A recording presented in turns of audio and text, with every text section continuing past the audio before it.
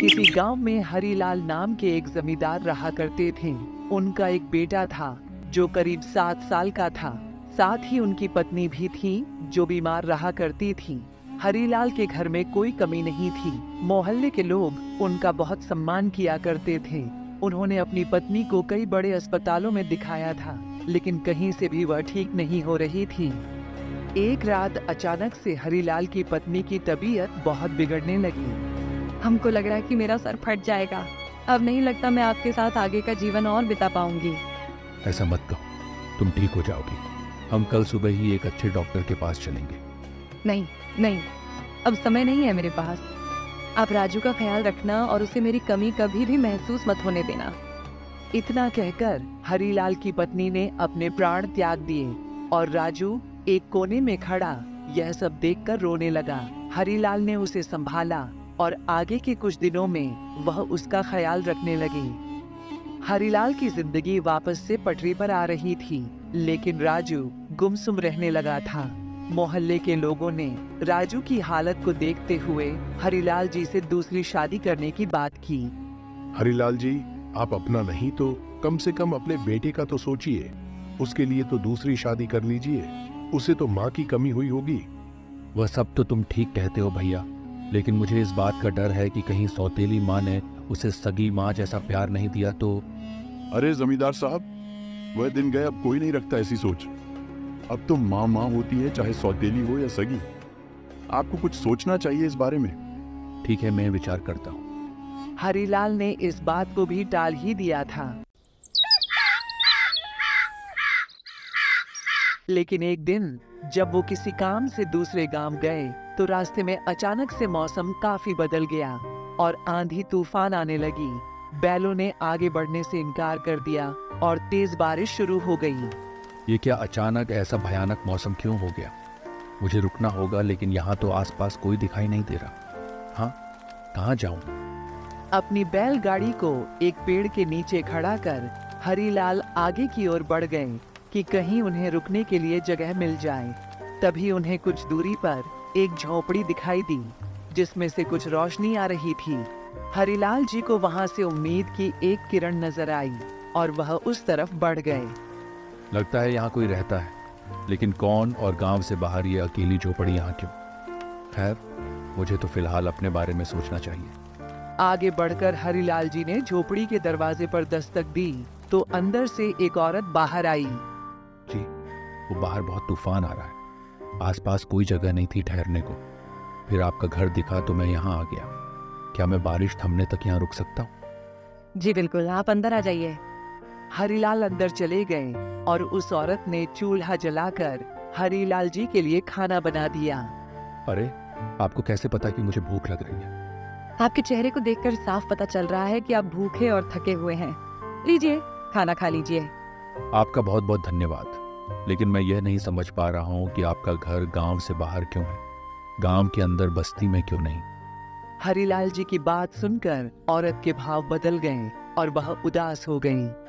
अरे नहीं जी, अगर आप नहीं बताना चाहती तो कोई बात नहीं, मगर आप उदास मत हो। मेरा नाम गीता है और पहले मैं भी उसी गांव में रहती थी, अपने सास ससुर पति और बेटे के साथ। लेकिन एक दिन मेरे पति और मेरे बेटे की एक दुर्घटना में मृत्यु हो गई और उस दिन से मेरे सास ससुर ने मेरा जीना हराम कर दिया और मुझे डायन मानकर जलील करके घर से बाहर निकाल दिया। उस औरत की बात सुनकर हरीलाल जी को उसके लिए बुरा लगा। उन्होंने कुछ देर शांत रहने की बात कहा। ये तो बहुत बुरा हुआ आपके साथ। अगर आप बुरा ना माने तो मेरे साथ मेरे घर चलें। अपनी पत्नी के जाने के बाद मेरे लिए मेरे बेटे का ख्याल रखना सबसे बड़ी चुनौती है। मैं उसे छोड़कर कई बार बहुत जरूरी काम से भी नहीं जा पाता। इसीलिए अगर आप मेरे घर आकर रहें तो आपको रहने के लिए घर और मेरे बेटे को एक माँ मिल जाएगी। ये आप क्या कह रहे हैं? बिल्कुल ठीक सुना आपने। आप सोचकर मुझे बता दीजिएगा। यहाँ अभाव में जिंदगी जीने से अच्छा है मेरे घर जाकर अच्छी जिंदगी जी लीजिए। मैं आपसे शादी नहीं करना चाहता, बस अपने बेटे को माँ का प्यार देने वाली एक अच्छी औरत चाहता हूँ। आप मुझे बिल्कुल सही लग रही हैं।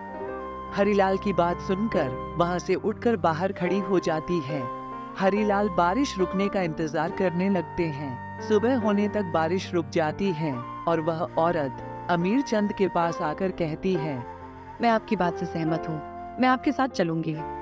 हरिलाल उसकी बात सुनकर बहुत खुश हो जाते हैं और उसे अपने साथ लेकर अपने घर आ जाते हैं।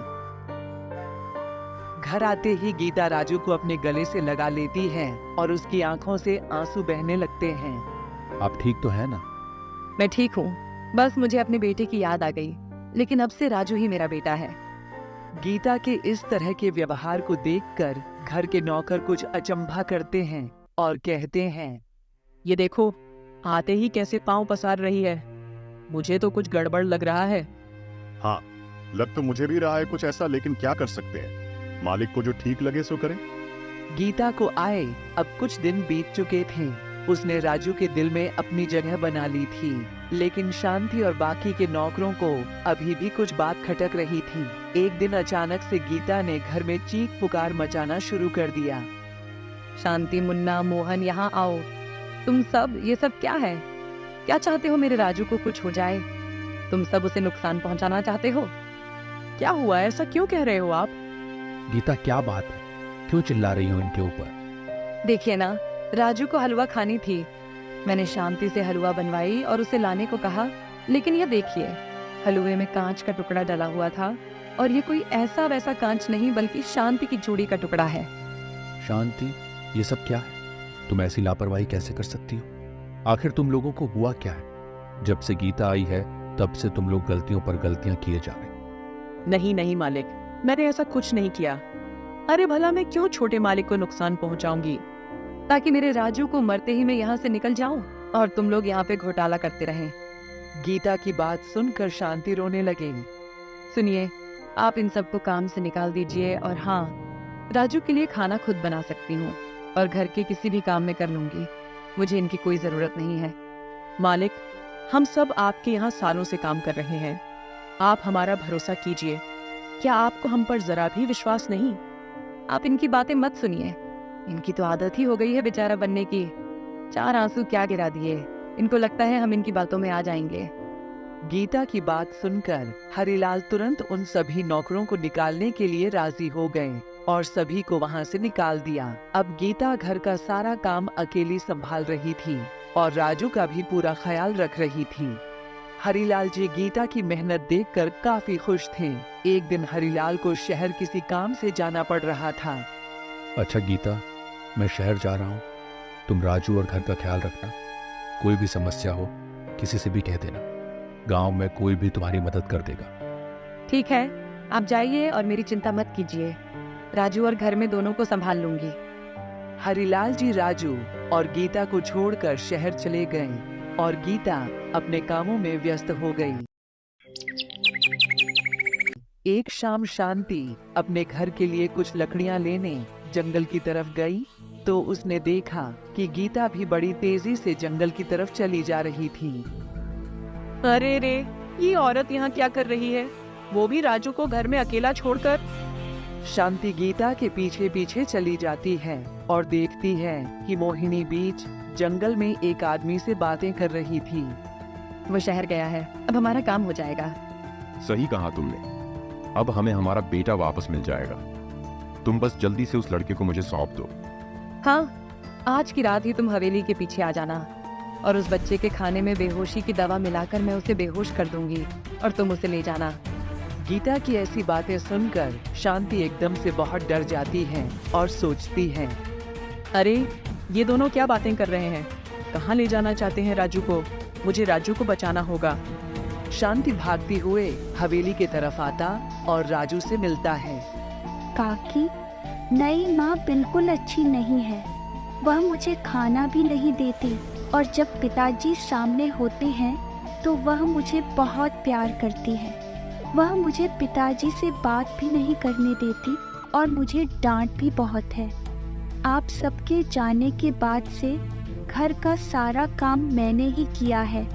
शांति का कलेजा फट जाता है और वह गुस्से में आ जाती है। वह राजू के कान में कुछ कहती है और वहां से चली जाती है। उसी रात गीता राजू के पास आती है और कहती है, राजू मेरा बच्चा, ये देख, आज माँ ने खीर, पूरी और हलवा बनाया है। आजा खाना खा ले। अरे वाह माँ, ये तो मुझे बहुत पसंद है। लाओ मैं खा लेता हूँ। हाँ, अच्छे से खाना राजू बेटा। गीता राजू को खाना देकर चली जाती है और अपने काम में लग जाती है। जब वह वापस लौटती है तो देखती है कि राजू सोया हुआ था और खाना पूरा खत्म हो चुका था। चलो, आखिर अब नाटक खत्म हुआ। अब इस राजू की बलि चढ़ाकर मैं अपने बेटे को जिंदा करूंगी।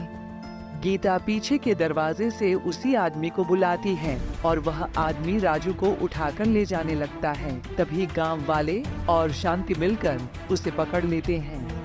बाहर का शोर सुनकर गीता आगे के दरवाजे से भागने की कोशिश करती है, लेकिन मुन्ना और रमेश उसे पकड़कर सबके सामने ले आते हैं। ये सब क्या कर रही थी? तुम कहाँ ले जा रही थी हमारे राजू को? और तुम पर तो शक तब से ही था, मुझे जब से तुम यहाँ आई थी।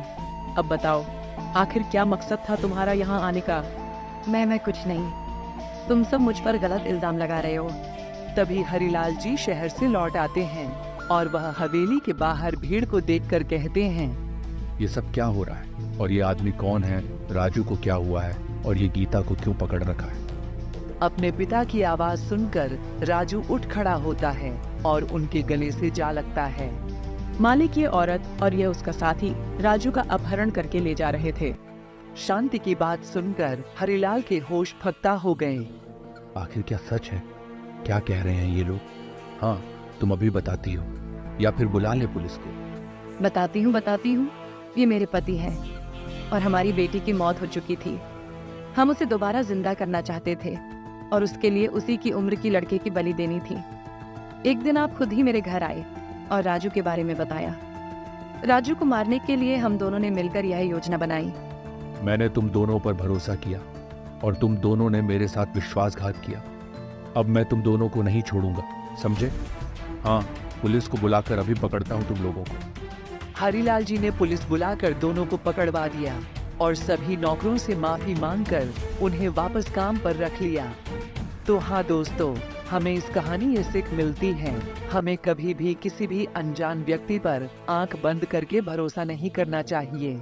ऐसे ही दिलचस्प कहानियाँ देखने के लिए हमारे चैनल मिस्टर टोनी बुल को सब्सक्राइब करना न भूलें। और हाँ, आप सब वीडियो देखते हो लेकिन सब्सक्राइब नहीं करते हो, प्लीज सब्सक्राइब टू चैनल।